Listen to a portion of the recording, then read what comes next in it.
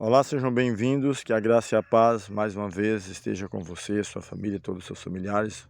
Hoje vamos estar falando sobre a mão estendida, a mão do Senhor estendida.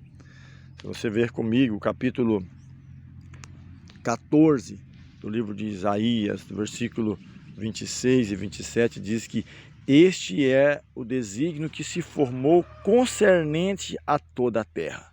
Toda a terra, então não fica ninguém de fora. E esta é a mão que está estendida sobre todas as nações, porque o Senhor dos Exércitos o determinou. Quem, pois, o invalidará? A sua mão está estendida, quem, pois, a fará voltar atrás? Então você percebe que, e há vários outros versículos no livro de Isaías que fala que a mão do Senhor está estendida.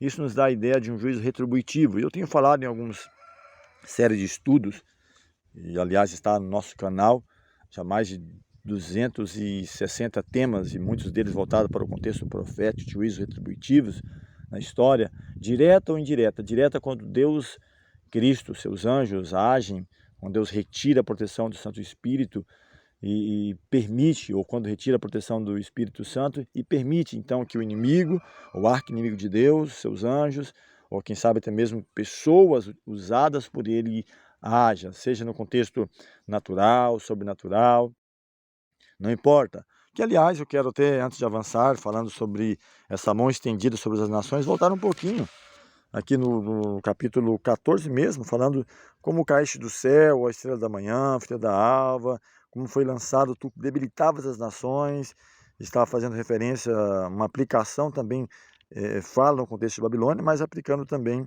ao anjo Lúcifer, antes de Lúcifer, né, que se torna adversário inimigo de Deus. E ele fala, falando sobre Lúcifer, que ele dizia: eu subirei ao céu, acima das estrelas de Deus exaltarei o meu trono, e no monte da congregação me assentarei.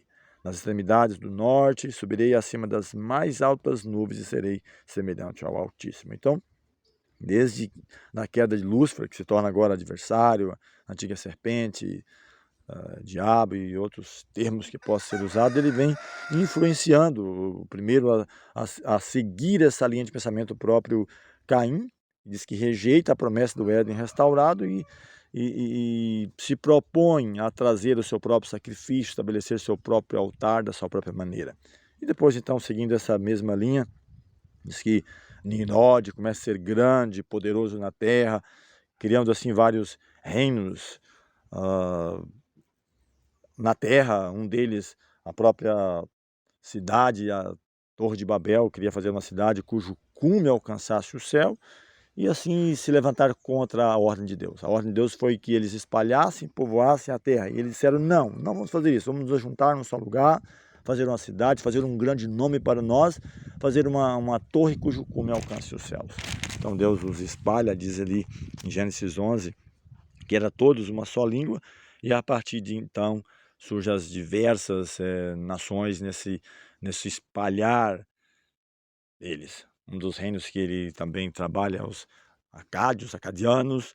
Começa ali a ideia de Babel, que posteriormente tornou-se a poderosa Babilônia, e sucessivamente outros reinos surgiram, como os medos e persas, Grécia, Roma, em dois momentos, chegando às potências que temos hoje. Então há uma mensagem aqui falando da mão de Deus estendida, e aqui ele até fala, profecia contra os assírios, profecia contra os filisteus, que foram grandes inimigos do povo de Deus, profecia contra Moabe, e assim ele vai seguindo, falando dessa mão estendida do Senhor, e quem vai poder fazer voltar atrás.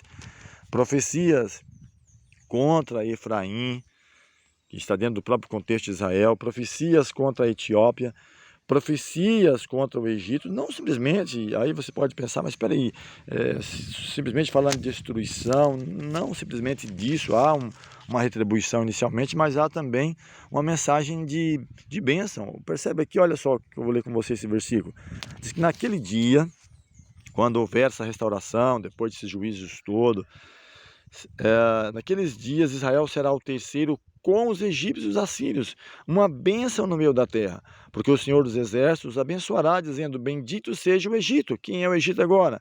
Que foi inimigo do povo de Deus em um contexto, meu povo. A Síria também, que foi grande inimigo do povo de Deus. Diz aqui o texto, obra de minhas mãos, e Israel, minha herança. Então percebe que não fala simplesmente de retribuição, de um juízo de imediato, igual vou trazer no contexto, quem sabe quando um pai corrige um filho que o desobedece, mas o pai o corrige ou o castiga com a intenção de restaurar, de que ele entenda o seu erro e que volte atrás em suas decisões, caso tenha tomado decisão errada. E continua outros mais aqui ainda, continua a mensagem, profecia do cativeiro dos egípcios, dos etíopes, profecias contra do mar, profecias contra aqui a Arábia, profecias contra Jerusalém, o próprio povo de Deus, não fica de fora, eu mencionei que em alguns momentos, não falando, abro um parênteses, volto aqui, não simplesmente que Jerusalém seja simplesmente o povo de Deus, mas naquele contexto, sim, eles eram o povo escolhido para levar a mensagem das nações, mas Deus quer salvar todas as nações, então todas as nações é alvo do amor de Deus. Diz que Deus amou o mundo de tal maneira que deu o seu Filho unigênito para que todo aquele que nele crê não pereça, mas tenha a vida eterna. Então esta é algumas das mensagens, a profecia contra Tiro, e assim ele segue falando dessas profecias, e aí eu quero fechar essa meditação de hoje, da mão do Senhor estendida para aquele contexto, e quem sabe não seja diferente em nossos dias,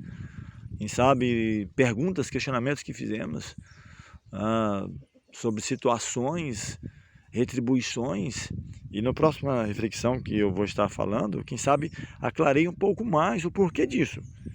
Será que Deus arbitrariamente está trazendo para nós calamidades, destruições, problemas? Ou quem sabe as nossas próprias escolhas? Para nossa reflexão, próxima mensagem, vamos avançar falando um pouco mais sobre isso.